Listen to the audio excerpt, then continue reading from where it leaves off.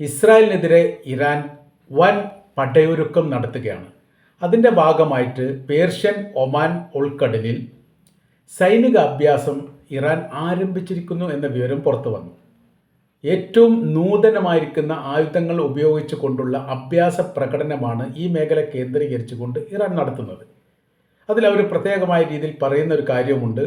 തങ്ങൾ ഇതുവരെ നിർമ്മിക്കപ്പെട്ട ആയുധങ്ങൾ അത്ര തന്നെ അല്ലെങ്കിൽ അതിന് സമാനമായ രീതിയിലുള്ള ഒരു പ്രയോഗമൊന്നും ഇസ്രായേൽ നേരെ നടത്തിയിട്ടില്ല.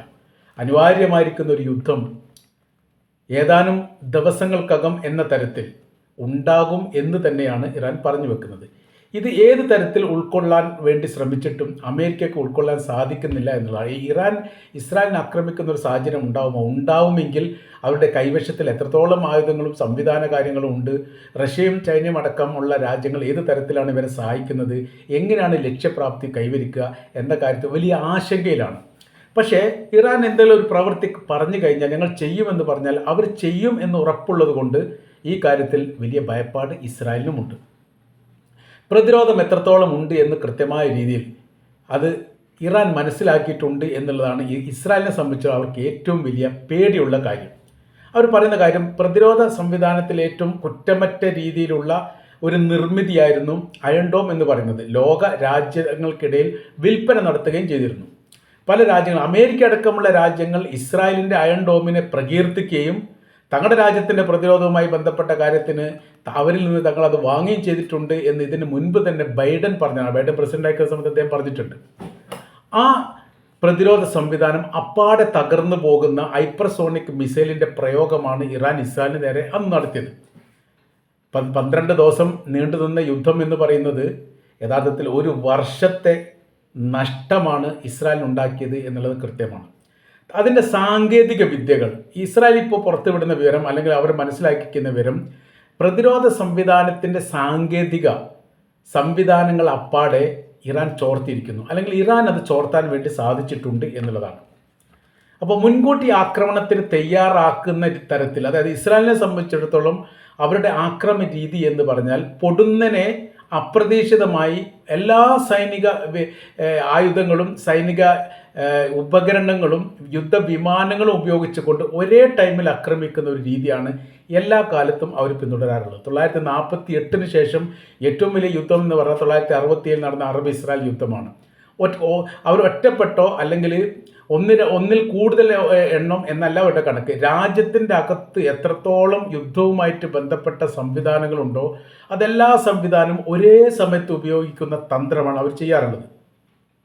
അതിൽ ശത്രുപക്ഷത്തെ സംബന്ധിച്ചിടത്തോളം അവർ അപ്പാടെ വീണുപോകും, തകർന്നു പോവും, പ്രതിരോധിക്കാൻ സാധിക്കാത്തൊരു സ്ഥിതി വരും. അത് ഈ യുദ്ധവുമായിട്ട് ബന്ധപ്പെട്ട് 2 രാജ്യത്ത് അവർ പ്രയോഗിച്ചു. ഒന്ന് ലെബനാനിലാണ്. ഹിസ്ബുള്ള ഗ്രൂപ്പിൻ്റെ വിഭാഗത്തെ ഇല്ലാതാക്കാൻ വേണ്ടി ആദ്യം തന്നെ അവരൊരു സൈക്കോളജിക്കൽ ആക്രമണമാണ് നടത്തിയത്. അതാണ് പേജർ ആക്രമണം. പേജർ ആക്രമണം വന്നതോട് കൂടിയിട്ട് ആ രാജ്യം തന്നെ സ്തംഭിച്ചു പോയി. 32ഓളം ആളുകൾ കൊല്ലപ്പെട്ടു. 2000-ലധികം ആളുകൾക്ക് പരിക്കേറ്റ ഒരു വിവരമാണ്. കയ്യിൽ പിടിക്കുന്ന എല്ലാ പേജറുകളും പൊട്ടിത്തെറിക്കുന്നു.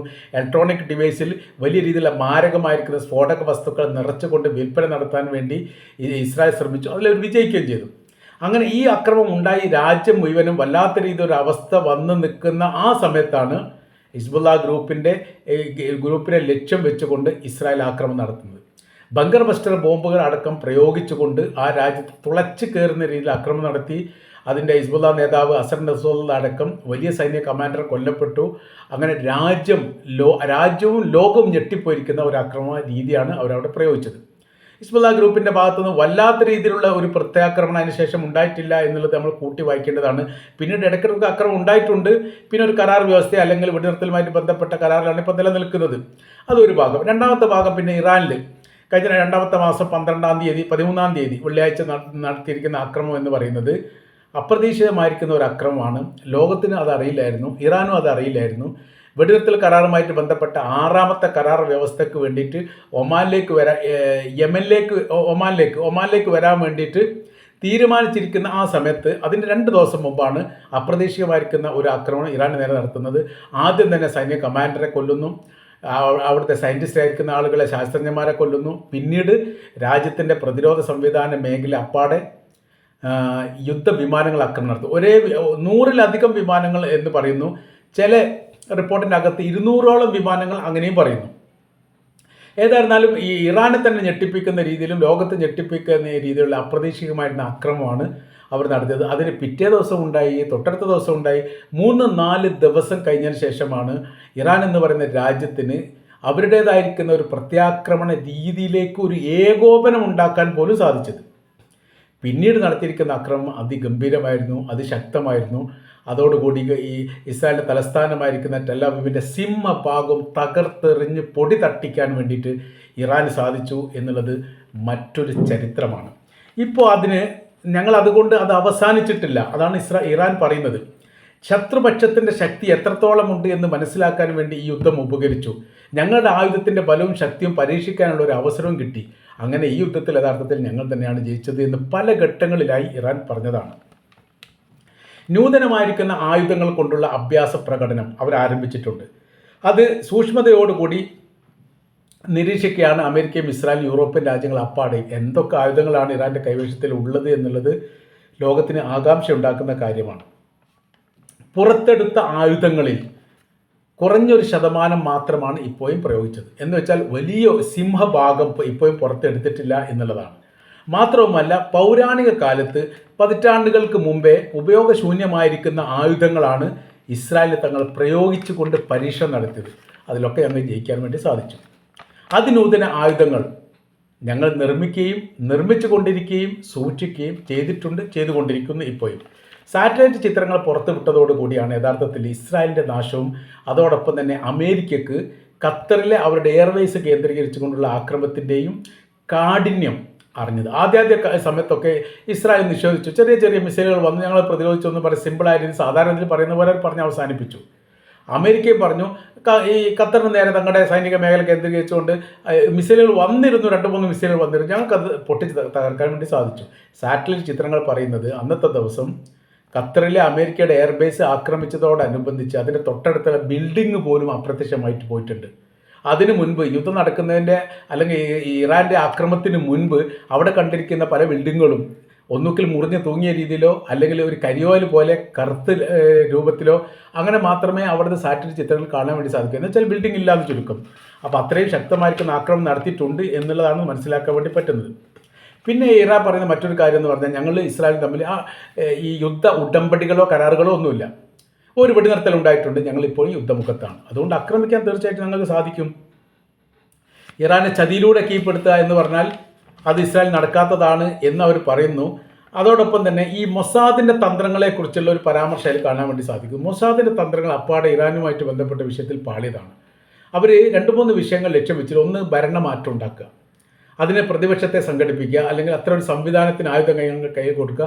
100% അമേരിക്ക അതിനെ പിന്തുണക്കും ഇസ്രായേലിനെ എന്നുള്ള കാര്യം ഉറപ്പാണ്. അങ്ങനെ ഒരു സംവിധാനം ഉണ്ടാക്കുന്നതിനെക്കുറിച്ചൊക്കെ ആലോചിച്ചിരുന്നു. രണ്ടാമത് അവർ ആലോചിച്ചിരിക്കുന്ന കാര്യം എന്ന് വെച്ചാൽ രാജ്യത്തിനകത്ത് ആഭ്യന്തരമായിരിക്കുന്ന കുഴപ്പമുണ്ടാക്കുക. ആഭ്യന്തര പ്രശ്നം ഉണ്ടാക്കുന്ന സമയത്ത് രാജ്യത്തിന് ഇടപെടാൻ പറ്റും, രാജ്യാന്തര ലെവലിൽ അമേരിക്കയ്ക്ക് ഇടപെടാൻ പറ്റും. അങ്ങനെ കുഴപ്പങ്ങളും പ്രശ്നങ്ങളും ഉണ്ടാക്കാൻ വേണ്ടിയിട്ട് ആര് തീരുമാനിച്ചു? ഇസ്രായേൽ തീരുമാനിച്ചു. പക്ഷേ അത് പരാജയപ്പെട്ടു. അത് മൊസാദ് സംഘമാണ് അതിനുവേണ്ടി പ്രവർത്തിച്ചത്. അതിന് അവർ കൃത്യമായ രീതിയിൽ അന്വേഷണം ഇറാൻ ആരംഭിച്ച് ഇറാൻ അത് കണ്ടുപിടിക്കുകയും ചെയ്തു. എന്താ കണ്ടുപിടിച്ചത്? അഫ്ഗാനികളായിരിക്കുന്ന നല്ലൊരു വിഭാഗം ആളുകൾ ഇസ്രായേലിന് വേണ്ടി ചാരപ്രവർത്തി ചെയ്തു. അതിനോട് പറയുന്ന കാര്യം, ഈ അഫ്ഗാനിസ്ഥാനിലേക്ക് തിരിച്ചു പോകാൻ പറ്റാത്ത ഒരു കൂട്ടം ആളുകൾ ഇറാനിൽ താമസിക്കുന്നുണ്ട്. അത് താലിബാൻ്റെ ഭരണം അട്ടിമറിഞ്ഞു. അമിത് കർസായിൻ്റെ ഭരണം അവിടെ അധികാരത്തിലേറിയതിനു ശേഷം 15 വർഷം കഴിഞ്ഞ സമയത്ത് പിന്നീട് ഈ ഭരണത്തെ അട്ടിമറിച്ചുകൊണ്ട് താലിബാൻ വീണ്ടും അവിടെ അധികാരത്തിലേറി. അപ്പോൾ അതോടനുബന്ധിച്ച് ഈ അമിത് കർസായിൻ്റെ ഭരണ തുടർച്ചയായിട്ടുണ്ടായിരുന്ന സൈനികരും സൈനിക കമാൻഡർമാരും ഗവൺമെൻറ് ഉദ്യോഗസ്ഥരും ബന്ധപ്പെട്ട ആളുകൾക്കൊന്നും അവിടെ നിൽക്കാൻ പറ്റാത്തൊരു സാഹചര്യം വന്നു. അങ്ങനെ അവർ തടി രക്ഷപ്പെടുത്തിയിട്ട് എവിടെ കയറി? ഇറാനിൽ കയറി. ഇറാനെ സംബന്ധിച്ചിടത്തോളം അവർക്ക് അഭയം നൽകി അവരങ്ങനെ ജീവിച്ചു പോരുന്നതിൻ്റെ ഇടയിൽ ഇവർ ചെയ്ത പ്രവൃത്തി പറഞ്ഞാൽ സാമ്പത്തികപരമായ രീതിയിൽ ഒരുപാട് പണം കിട്ടാൻ വേണ്ടിയിട്ട് ഇസ്രായേലിൻ്റെ ചാരന്മാരായി. ചാരപ്രവൃത്തി എന്ന് പറഞ്ഞാൽ രാജ്യത്തിനകത്ത് ആഭ്യന്തര പ്രശ്നങ്ങൾ ഉണ്ടാക്കാനൊക്കെ ഉത്തരവാദിത്വം ഇവരെ ഏൽപ്പിച്ച തരത്തിലാണ് കാര്യങ്ങൾ പോകുന്നത്. മാത്രമല്ല, യുദ്ധം തുടങ്ങിയ 13-ാം തീയതി എന്ന് പറയുന്ന കഴിഞ്ഞ മാസം യുദ്ധം തുടങ്ങിയ ആ സമയത്ത് തന്നെ ആദ്യം സൈനിക മേധാവികളെ കൊലപ്പെടുത്താൻ വേണ്ടിയിട്ട് ഒറ്റ നടന്നിട്ടുണ്ട്. അത് കൃത്യമായ രീതിയിൽ അത് ഗ്രൗണ്ട് ഓപ്പറേഷൻ എന്നാണ് പറയുന്നത്. ഇസ്രായേലിലുള്ള യുദ്ധവിമാനങ്ങൾ ഇറാൻ്റെ അകത്ത് കയറിയിട്ടല്ല അവിടെ സൈനിക കമാൻഡർമാരെയും അതേപോലെ തന്നെ ശാസ്ത്രജ്ഞന്മാരെയും കൊലപ്പെടുത്തി. അതിൻ്റെ അകത്ത് നിന്നാണ് സ്ഫോടന കാര്യങ്ങൾ ഉണ്ടാകുന്നത്. അതിനുള്ള സംവിധാന കാര്യങ്ങളും എല്ലാം ചെയ്തു കൊടുത്ത അഫ്ഗാനികളാണ്. ഇവരൊക്കെ പിടികൂടപ്പെട്ടു. നല്ലൊരു ശതമാനത്തെ പിടികൂടുകയും കൃത്യമായിരിക്കുന്ന ഈ പ്രവൃത്തിയിൽ പങ്കെടുത്ത ആളുകൾക്ക് വധശിക്ഷ നൽകുകയും ചെയ്തു. 300-ലധികം ആളുകൾ ഇസ്രായേലിന് വേണ്ടിയിട്ട് വർഷങ്ങളായി ഈ പ്രവർത്തനം ചെയ്യുന്നതാണ്. അവർ വിട്ടുതരാൻ വേണ്ടി ഇസ്രായേൽ ആവശ്യപ്പെട്ടു. അതുമായിട്ട് ബന്ധപ്പെട്ട് കുറേ വിഷയങ്ങളൊക്കെ ഉണ്ടായിട്ടുണ്ട്. അവരെ വിട്ടുതരിക മാത്രമല്ല ചെയ്യുക, ഞങ്ങൾ കൂടുതൽ ആൾക്കാരെ വീണ്ടും പിടിച്ചുകൊണ്ട് അവരും കൂടിയിട്ട് വധശിക്ഷയ്ക്ക് വിധേയമാക്കുകയാണ് ചെയ്യുക എന്നുള്ള മറുപടിയൊക്കെയാണ് ഇറാൻ്റെ ഭാഗത്തുനിന്നുണ്ടായത്. ഏതായിരുന്നാൽ ഇപ്പോഴത്തെ സാഹചര്യം എന്ന് പറഞ്ഞാൽ ഇറാൻ സൈനിക അഭ്യാസം നടത്തി എന്ന് പറയുന്നത് യുദ്ധത്തിലേക്ക് ഇറാൻ അടുത്തുകൊണ്ടിരിക്കുന്നു എന്നതിൻ്റെ ഏറ്റവും വലിയ തെളിവായിട്ടാണ് രാഷ്ട്രീയ നിരീക്ഷകരും അന്താരാഷ്ട്ര മീഡിയകളൊക്കെ ഈ കാര്യവുമായിട്ട് ബന്ധപ്പെട്ട് വിലയിരുത്തുന്നത്.